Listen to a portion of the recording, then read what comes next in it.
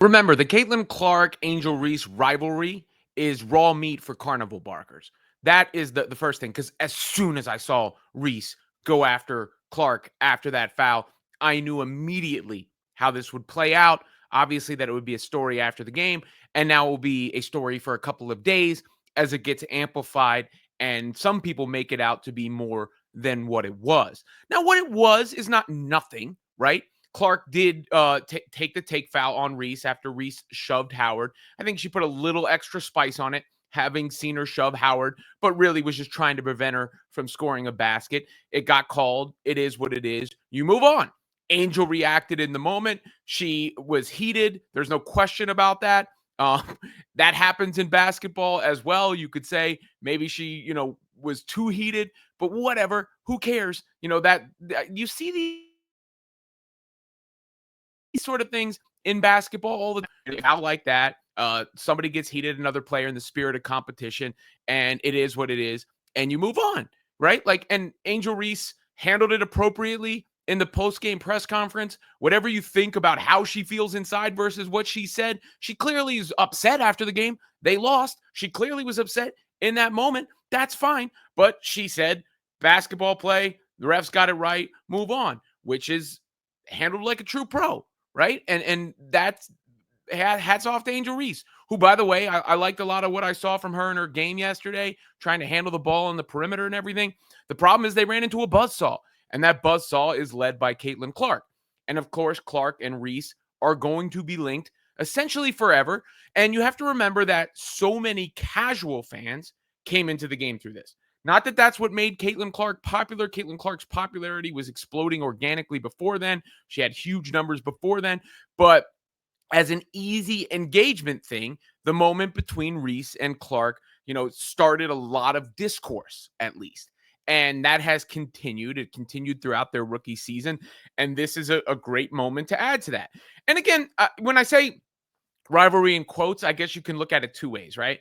Because I do think there's a rivalry between Reese and Clark in the sense that they're always going to be linked. They've competed against each other. And I don't think they're best of friends. Let me put it that way. But there's not really a rivalry in the sense that it's so one-sided. And the Fever keeps smacking the sky around, but besides one game, at least at the WNBA level, that is, of course, LSU before Clark and Iowa, won that the next game the year after. But Reese did get that championship hardware. But in the WNBA, it's been completely one-sided. And then when it comes to the level of players, like Caitlin Clark she's just special. She's just special. And Angel's a terrific player with a lot of good things going for her, but she's not on Clark's level. And that's not a diss. So when you have a moment like this, you look at that history a little bit, and you see like people then who only know the sport through the prism of that have an opportunity to latch on. And there's things that are going to get engagement, and I'm not saying everybody's doing everything just for the purpose of engagement. Most like from RG3 after watching Caitlin Clark's flagrant foul on Angel Reese in the aftermath, there's no way Angel Reese can continue the lie that she doesn't dislike Caitlin Clark. I know what hatred looks like. Angel Reese hates Caitlin Clark, not some type of basketball rivalry. Hate either. Hate. Look, I don't know how I would measure exactly how Angel Reese feels about Caitlin Clark and vice versa. I don't think when people try to make it like, oh, they're actually friends. No. Hate, I don't know. That's a strong word. Definitely, there's definitely a history there. And there's definitely, feeling a certain type of way, which is okay.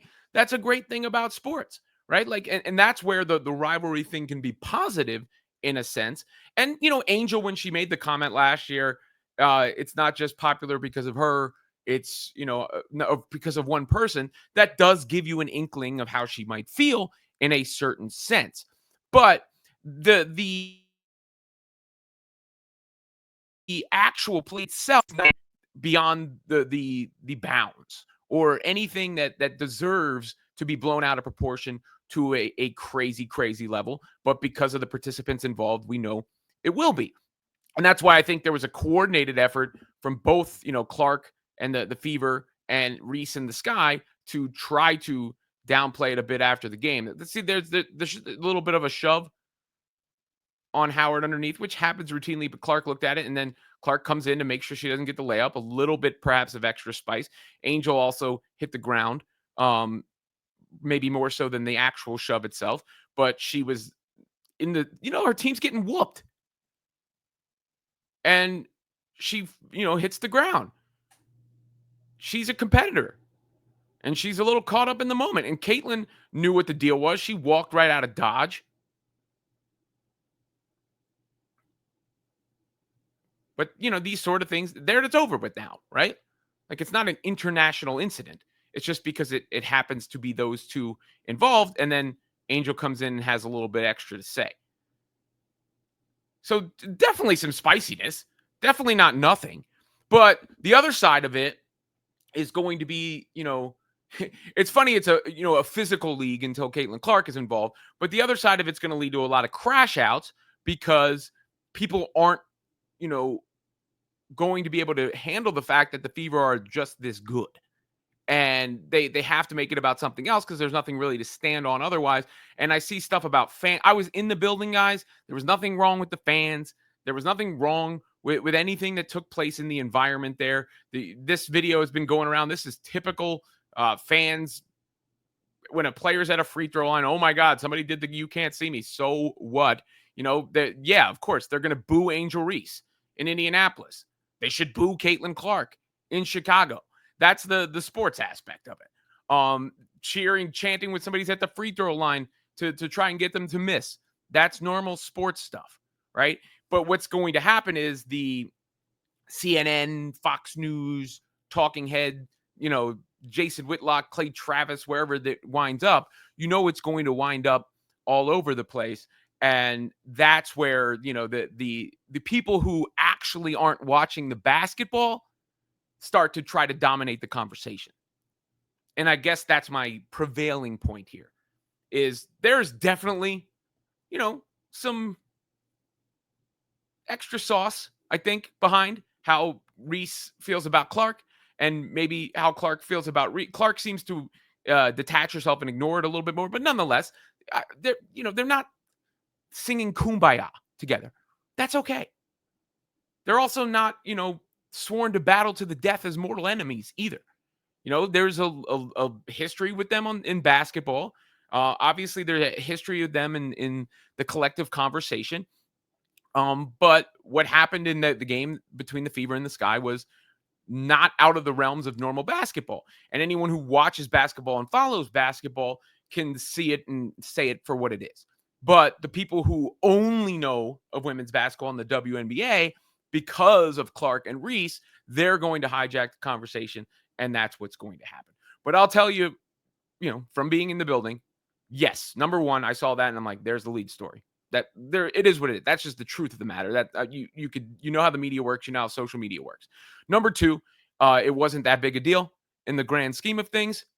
And number three, it's a thing you see happen all the time in basketball, just like Caitlin Clark said, basketball play. And then finally, number four, just don't let the people on social media who can't handle it or are trying to stir up controversy, or the people who have no idea about basketball, have never watched the Fever play, have never watched the Chicago Sky play, but know the names Caitlin Clark and Angel Reese and know the dynamics of them being together. Don't let them tell you what it is. That's all there is to it.